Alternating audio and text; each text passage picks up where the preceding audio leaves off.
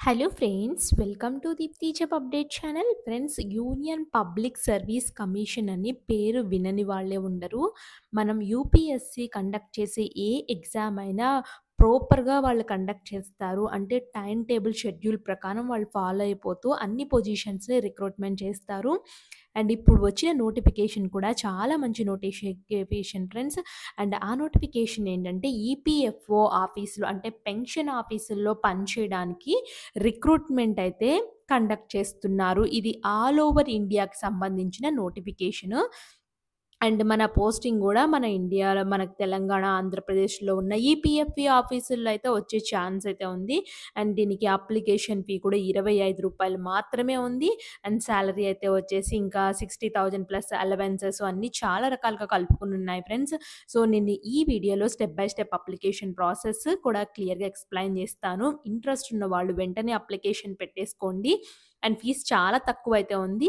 So, ఇంకా SC, ST వాళ్ళకైతే అసలు ఈ రూ. 25 అప్లికేషన్ ఫీ కూడా లేదు. కాబట్టి వెంటనే చూసుకొని అప్లై చేసుకోండి. లాస్ట్ డేట్స్ వరకు వెయిట్ చేయొద్దు. అండ్ 2 రకాల పొజిషన్స్ అయితే పడ్డాయి. అండ్ వేకెన్సీస్ కూడా 170 వేకెన్సీస్ దాకా ఉన్నాయి. యూపీఎస్సీ నుంచి వచ్చిన ఈ ఈపీఎఫ్ఓ నోటిఫికేషన్‌ని ఆలస్యం చేయకుండా చూసేద్దాము. అండ్ ఫ్రెండ్స్, ఇక్కడ చూడండి, ఇది అఫీషియల్ వెబ్‌సైట్‌లో నుంచి వచ్చిన నోటిఫికేషన్. నేను డౌన్‌లోడ్ అయితే ఆల్రెడీ చేసి పెట్టాను. సో, నేను లింక్ అయితే ప్రొవైడ్ చేస్తాను. మీరు కూడా చూడండి ఒకసారి. అండ్ ఇక్కడ 2 రకాల పొజిషన్స్ అయితే ఉన్నాయి. ఫ్రెండ్స్, ఇంకా ఎవరైనా మన ఛానెల్‌ని సబ్స్క్రైబ్ చేయకుండా చూస్తుంటే ప్లీజ్ ఫ్రెండ్స్ సబ్స్క్రైబ్ చేయండి. మన ఛానెల్‌లో చాలా జెన్యూన్ ఇన్ఫర్మేషన్స్‌తో వీడియోస్ అయితే ఉంటాయి. మీరు కూడా ఒక్కసారి చూడండి ఎన్ని రకాల నోటిఫికేషన్స్ అప్డేటెడ్‌గా అయితే ఉన్నాయో.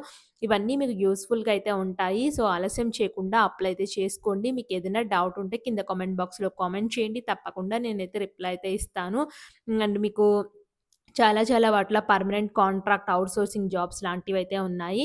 ఒక్కసారి చెక్ చేసేసుకోండి. అండ్ ఎలిజిబిలిటీ ఉంటే తప్పకుండా చూసుకోండి ఫ్రెండ్స్. చాలా నోటిఫికేషన్స్‌కి తక్కువ టైం అయితే ఉంది. షార్ట్స్ రూపంలో కూడా ఇంపార్టెంట్ అప్డేట్స్ కానీ ఉంటే షార్ట్స్ అయితే చేస్తూ ఉంటాను. ఇవి కూడా యూజ్‌ఫుల్‌గా అయితే ఉంటాయి. ఇక్కడ హైదరాబాద్, ఎన్ఐ నుంచి అయితే పర్మనెంట్ పొజిషన్స్ అయితే ఉన్నాయి. ఇవి అసిస్టెంట్ జాబ్స్ రీసెంట్‌గా వచ్చింది ఫ్రెండ్స్ నోటిఫికేషన్‌ని. వెంటనే చూడండి. అండ్ అప్లై అయితే చేసేసుకోండి. ఇప్పుడైతే వచ్చేసి డీటెయిల్‌గా వచ్చినట్లయితే ఫస్ట్ వేకెన్సీ అయితే వచ్చేసి 56 వేకెన్సీస్ అయితే ఉన్నాయి. పోస్ట్ ఏంటంటే ఎన్ఫోర్స్‌మెంట్స్ ఆఫీసరు, అలాగే అకౌంట్ ఆఫీసర్ అని చెప్పేసి employment provident organisation, ministry of labour employment కింద పనిచేయాలి అని చెప్పేసి ఉంది ఇక్కడ.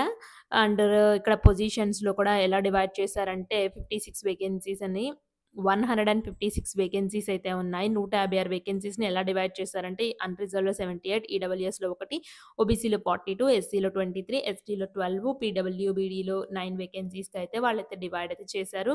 అండ్ మీ ఏజ్ అనేది 30 ఇయర్స్ ఉండాలి. అన్‌రిజర్వ్డ్ ఈడబ్ల్యూఎస్ వాళ్ళకి మీకు లెవెల్ 8 సాలరీ పే అయితే పే చేస్తామని చెప్తున్నారు. 33 ఓబీసీకి ఉండాలి. 35 ఇయర్స్ ఎస్సీ, ఎస్టీ వాళ్ళకి, 40 ఇయర్స్ పీడబ్ల్యూడీ వాళ్ళకి ఉండాలి. ఎడ్యుకేషన్ బ్యాచిలర్ డిగ్రీ ఉంటే సరిపోతుంది. అండ్ డ్యూటీస్ ఏం పెర్ఫార్మ్ చేయాలంటే మీరు enforcement officer and accountant officer కాబట్టి accountant related cash, legal, pensions ఉంటాయి కదా! Computer which including statutory, administrative functions ఉంటాయి కదా! అవన్నీ మెయింటైన్ చేయగలగాలి. అకౌంట్స్ రికవరీ, అడ్మినిస్ట్రేషన్, ఎన్ఫోర్స్‌మెంట్ అవన్నీ చూడాలి. ఇవైతే వచ్చేసి గ్రూప్ ఏ పొజిషన్స్ అని జెప్పేసి ఈ positions group B non ministerial కిందైతే వస్తాయి. మీకు హెడ్ క్వార్టర్స్ అయితే వచ్చేసి న్యూ ఢిల్లీలో అయితే ఉంది మీకు. ఎనీ అదర్ కండిషన్స్ అయితే వచ్చేసి ఇది మినిస్ట్రీ ఆఫ్ లేబర్ ఎంప్లాయ్‌మెంట్ కింద పనిజేస్తున్న ఒక organisation. And second type of vacancies 74 vacancies అయితే ఉన్నాయి. ఫస్ట్‌దైతే 156 వేకెన్సీస్ అయితే ఉన్నాయి.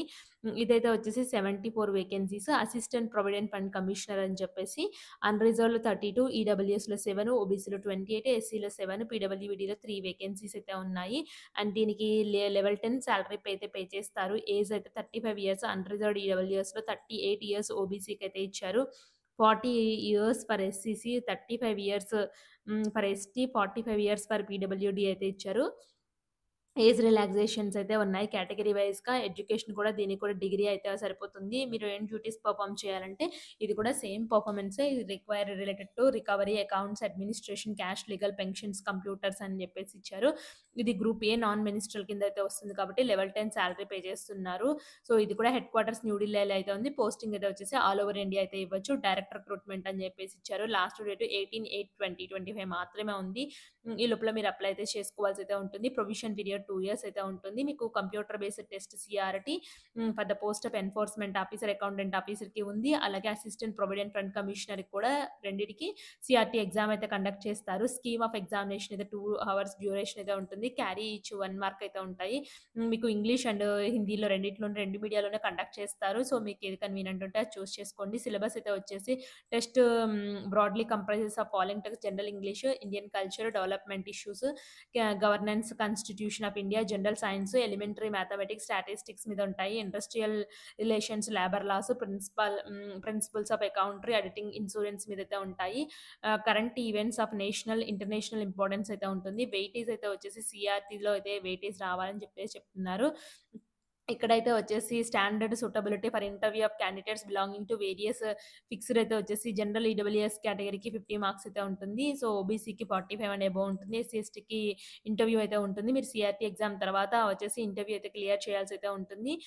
అండ్ సీఆర్‌టీ టెస్ట్ అయితే ఎక్కడెక్కడ కండక్ట్ చేస్తారంటే మనదైతే వచ్చేసి హైదరాబాద్‌లో ఉంది సెంటర్. అలాగే మీకు ఆంధ్ర వాళ్ళకైతే విశాఖపట్నం, విజయవాడ అయితే ఇచ్చారు. ఇక్కడ వరంగల్ కూడా ఉంది ఫ్రెండ్స్. మీ సెంటర్స్ ఒకసారి చూడుకోండి. మీరు దేనికి దగ్గరగా ఉంటే అదైతే ఆప్ట్ చేసుకోండి ఫ్రెండ్స్ సెంటర్స్ అనేవి. సో, ఇంకా సిటిజన్ ఆఫ్ ఇండియా అయితే అప్లై చేయాలి. అంటే ఆంధ్రప్రదేశ్, తెలంగాణ వాళ్ళిద్దరు కూడా అప్లై చేయొచ్చు. బట్ ఇది కాంపిటీషన్ అయితే ఉంటుంది. ఆల్ ఓవర్ ఇండియా నుంచి అప్లై చేసేస్తారు ఫ్రెండ్స్. యూపీఎస్సీ అనేది చాలా కాంపిటీటివ్ ఎగ్జామ్స్ అయితే ఉంటాయి. మీరు దానికి తగ్గట్టుగా కూడా ప్రిపరేషన్ అయితే స్టార్ట్ చేయాలి. అప్లికేషన్ ఫీ అయితే వచ్చేసి ఓన్లీ రూ. 25 మాత్రమే ఉంటుంది. So, SC, ST bench mark candidates అలాగే ఫీమేల్ క్యాండిడేట్స్‌కి అది కూడా లేదు అప్లికేషన్ ఫీ అనేది. సో, మీరు 18థ్ ఆగస్ట్ 2025 లోపల అప్లై చేయాలి. The candidates wish to apply both the posts. ఒకవేళ మీరు 2 పోస్ట్‌లకి అప్లై చేసుకుంటే రూ. 50 పే చేయాలని అయితే చెప్తున్నారు. సో, వుమెన్స్‌కైతే మాత్రం ఎటువంటి అప్లికేషన్ ఫీ అయితే లేదని కూడా క్లియర్‌గా మెన్షన్ చేశారు. ఇంట్రెస్ట్ ఉన్న వాళ్ళైతే అప్లై అయితే చేసుకోండి ఫ్రెండ్స్ ఈ పొజిషన్స్‌కి. ఎవరన్నా ఉంటే 2 పొజిషన్స్ కూడా అప్లై చేసుకోవచ్చు మీరు అని చెప్పేసి క్లియర్‌గా కూడా అయితే ఇచ్చారు. అండ్ మీరు దీనికి అప్లికేషన్ ప్రాసెస్ ఎలా చేయాలో చూపిస్తాను. ఇప్పుడు చూడండి ఇది అఫీషియల్ యూపీఎస్సీ వెబ్‌సైట్ కదా! సో, ఇక్కడ లాగిన్ అని క్లిక్ చేయడం తోటి ఇక్కడ click here to create new account అనైతే ఉంటుంది. దాన్ని క్లిక్ చేసినట్లయితే first instructions, verify email ID, verify mobile number అలాగే క్రియేట్ పాస్వర్డ్స్ అయితే వస్తాయి. ఇక్కడ క్లిక్ హియర్ అని చెప్పేసి ప్రొసీడ్ టు అకౌంట్ క్రియేషన్‌కి వెళ్తున్నాను. మీ email ID and confirm email ID మళ్ళీ అదే ఇచ్చేసి క్యాప్చా అని ఎంటర్ చేసి నెక్స్ట్ ఇక్కడ టిక్ బాక్స్‌లో టిక్ కొట్టేసి గెట్ ఓటీపీకెళ్ళినట్లయితే ఈమెయిల్ ఐడీకి ఓటీపీ వస్తుంది. సో, దాన్ని ఓటీపీ ఎంటర్ చేస్తే వెరిఫై అయిపోతుంది. తర్వాత మొబైల్ నంబర్ ఎంటర్ చేయమంటుంది. దాన్ని కూడా మొబైల్ నంబర్ ఎంటర్ చేసి మీరు క్యాప్చా కోడ్ వస్తుంది మీ మొబైల్‌కి. సో, ఆ మొబైల్‌కొచ్చిన కోడ్‌ని ఎంటర్ చేసేస్తే మొబైల్ కూడా వెరిఫికేషన్ అయితుంది. తర్వాత మీరు క్రియేట్ పాస్వర్డ్ అయితే క్రియేట్ చేసుకోవాల్సయితే ఉంటుంది. ఇది ఓన్ 7-8 క్యారెక్టర్స్ అక్కడ వాళ్ళు చెప్తారు. ఒక అప్పర్ కేస్, లోయర్ కేస్ అన్నీ ఉంటాయి. మీరైతే దాన్ని చేసుకోవాల్సయితే ఉంటుంది. ఇప్పుడు స్టెప్ బై స్టెప్ అయితే చూద్దాము. ఫ్రెండ్స్ అకౌంట్‌కి లాగిన్ అవ్వంతోటే ఇలా 4 మాడ్యూల్స్ అయితే కనిపిస్తాయి. Manage account, universal registration, common application form, examinations అని అయితే కనిపిస్తాయి. సో, మేనేజ్ అకౌంట్ అయితే వచ్చేసి మీరు ఒకవేళ పాస్వర్డ్ కానీ, ఈమెయిల్ ఐడీ కానీ, మొబైల్ నంబర్ కానీ చేంజ్ కావాలంటే చేంజ్ చేసుకోవచ్చు. ఫస్ట్ సెకండ్ స్టెప్ అయితే యూనివర్సల్ రిజిస్ట్రేషన్‌కైతే వెళ్దాము. సో, ఇక్కడ ఇన్‌స్ట్రక్షన్స్ కూడా ఉంటాయి. సో, ఒకసారి ప్రొసీడ్ యూనివర్సల్ రిజిస్ట్రేషన్ అయితే ఫస్ట్ ఇన్‌స్ట్రక్షన్స్ అయితే ఒకసారి చూద్దాము. ఇన్‌స్ట్రక్షన్స్ కనుక చూసినట్లయితే ఇక్కడ చూడండి ఐడెంటిఫై డీటెయిల్స్‌లో మీ ఫుల్ నేమ్ అనేది ఇట్లా చాలా లాంగ్‌గా ఉంటే 3 పార్ట్స్‌గా first name, middle name, last నేమ్‌గా రాసుకోండి. ఒకవేళ మీ ఫుల్ నేమ్ అనేది 2 పార్ట్స్ మాత్రమే ఉంటే ఇట్లా ఫస్ట్ నేము, లాస్ట్ నేమ్‌కి అయితే ఇవ్వండి. ఒకవేళ మీ ఫుల్ నేమ్‌లో ఒకే ఒక పార్ట్ ఉంటే అంటే దివ్య అనే నేమ్‌కి ఉంటే సో, ఓన్లీ దివ్య అననే మెన్షన్ చేయండి. మీ gender, date of birth, father name, mother name, name change ఒకవేళ అయితే నేమ్ చేంజ్, మీ మెట్రిక్యులేషను, ఆధార్, మొబైల్ నంబరు ఇవన్నీ ఇచ్చేసి ప్రొసీడ్ ఫర్ యూనివర్సల్ రిజిస్ట్రేషన్‌కైతే ఎళ్ళిపోండి. సో, తర్వాత మెట్రిక్యులేషన్ బ్రాడ్ ప్రొఫైల్ అయితే ఉంటుంది. దాన్ని మెట్రిక్యులేషన్ ప్రొఫైల్స్‌ని రివ్యూ చేసేసుకోండి. ఇండియానా మీరు ఔట్ సైడా అని అయితే అడుగుతుంది. మీరు ఇండియా అయితే మాత్రం మీకు సంబంధించిన క్లాస్ 10థ్ సో, కన్ఫర్మ్ క్లాస్ 10థ్ సో, దాని తర్వాత మెట్రిక్యులేషన్ ఈక్వివలెంట్ బ్రాడ్‌ని ఎక్కడ చదివారు అవన్నీ డీటెయిల్స్ అయితే ఇవ్వాల్సయితే ఉంటుంది. వన్స్ మీరు 10థ్ క్లాస్ మెట్రిక్యులేషన్ డీటెయిల్స్ అన్నీ ఇచ్చేసిన ఏ ఇయర్‌లో వచ్చారు, ఏ చేశారు సో, ఏది గ్రేడ్ సిస్టమా? తర్వాత 10థ్ class matriculation equivalent mark sheet ఇక్కడ అప్‌లోడ్ అయితే చేయాల్సయితే ఉంటుంది. 50-300 కేబీ లోపల అప్‌లోడ్ అయితే చేయాల్సయితే ఉంటుంది. ఇవన్నీ ఇచ్చేసేసి ఇక్కడ ఫెచ్ 10థ్ క్లాస్ అని చెప్పేసి ఒక డిజీ లాకర్‌లో ఉంటే డిజీ లాకర్ నుంచి అప్‌లోడ్ చేయొచ్చు. ఇవన్నీ ఇచ్చేసి నెక్స్ట్ అండ్ రివ్యూకైతే ఎళ్ళిపోయినట్లయితే ఆధార్ అండ్ ఫోటో ఐడీడీకైతే తీసుకెళ్తుంది. తర్వాత ప్రివ్యూ యూనివర్సల్ రిజిస్ట్రేషన్‌కైతే కంప్లీట్ చేస్తుంది. సో, అంటే వన్స్ నీకు ఇదంతా కంప్లీట్ చేస్తే వ్యూ అండ్ నెక్స్ట్‌కెళ్ళినట్లయితే ప్లీజ్ ఎంటర్ కరెక్ట్ అని చెప్పేసి అడుగుతుంది. ఇవన్నీ డీటెయిల్స్ ఫిల్ చేస్తేనే నెక్స్ట్ స్టెప్‌కి తీసుకెళ్తా అని చెప్తుంది. తర్వాత ఆధార్ అండ్ ఫోటో ఐడీని ఎంటర్ చేయండి. తర్వాత ప్రివ్యూ యూనివర్సల్ రిజిస్ట్రేషన్‌కైతే ఎళ్ళిపోండి. ప్రివ్యూ అయితే కంప్లీట్ చేయండి. సో, నెక్స్ట్ అయితే వచ్చేసి కామన్ అప్లికేషన్ ఫార్మ్‌కైతే వెళ్తాము.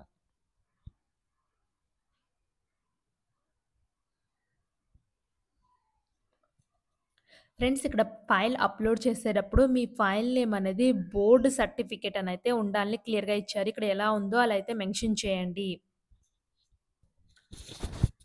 ఫ్రెండ్స్ వన్స్ అప్‌లోడ్ చేసిన తర్వాత నేనిచ్చిన డీటెయిల్స్ అన్నీ కనిపిస్తాయి. మీరేమన్నా ఎడిట్ చేసుకోవాలి అనుకుంటే ఇక్కడ ఎడిట్ చేసుకోవచ్చు. లేదు అన్నీ మంచిగానే ఇచ్చానంటే సబ్మిట్‌కైతే ఎళ్ళిపోండి. Do you want to submit your matriculation and broad profile details అనైతే అడుగుతుంది.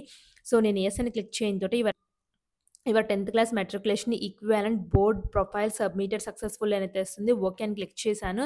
తర్వాత Aadhaar as an identity proof కిందైతే మీరు అప్‌లోడ్ చేయాలి. సెలెక్ట్ ఆధార్ స్టేటస్ అయితే yes I have been issued Aadhaar card and consent to proceed for వెరిఫికేషన్‌కైతే ఎళ్తున్నాను. ఇక్కడ ఇక్కడ టిక్ బాక్స్‌లో టిక్ కొట్టేసి హ్మ్.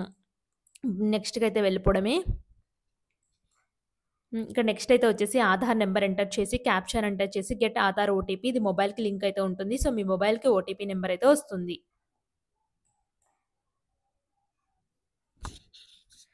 ఫ్రెండ్స్ నెక్స్ట్ అయితే వచ్చేసి నా ఐడీ కార్డ్ డీటెయిల్ కూడా యాక్సెప్ట్ అయిపోయాయి. సబ్మిట్ అయితే క్లిక్ చేస్తున్నాను.